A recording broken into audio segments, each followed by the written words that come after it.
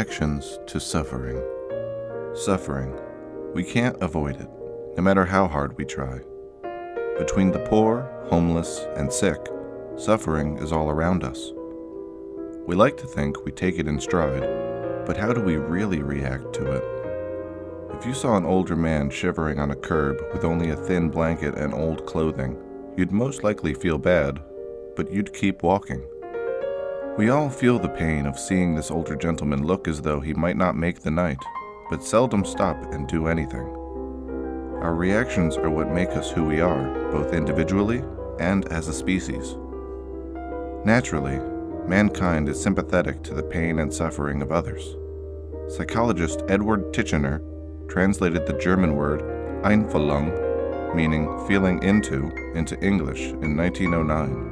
Turning into the word most of us know today as empathy.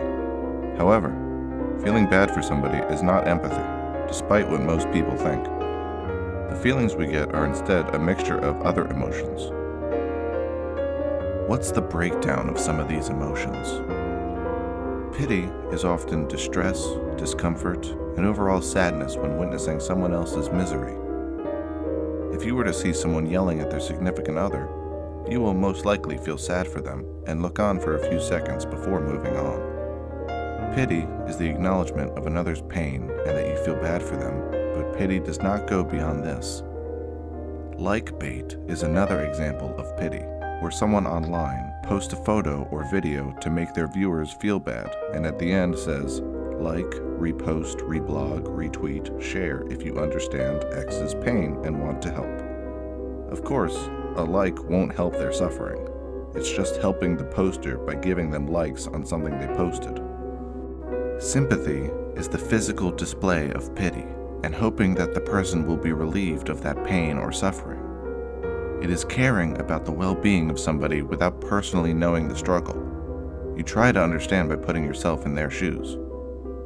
Empathy is both caring and personally knowing the struggle the other person is going through.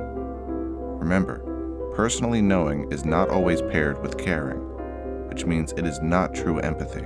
This is evident in Psychopaths. You have to have personal experience and care in order to empathize. Compassion is either empathy or sympathy paired with a desire to relieve that person of their pain. With compassion, you actively seek a solution.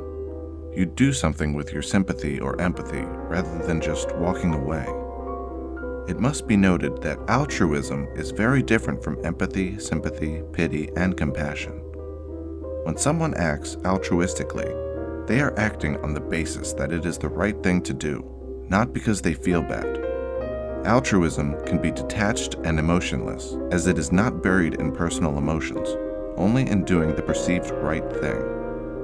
One way that altruism can backfire is being ignorant of pain, not understanding the problem, but trying to fix it anyway. A good example of this is replacing a child's old broken toy that holds memories because you believe it is the right thing to do. However, by replacing this toy, you are tossing out all the memories they have attached to that toy. So, if you were to see that same old man shivering, what would your reaction be? Pity? Sympathy? Empathy? Would you give him another blanket out of altruism or out of compassion? Write your answers below, and don't forget to subscribe for more videos about human emotions.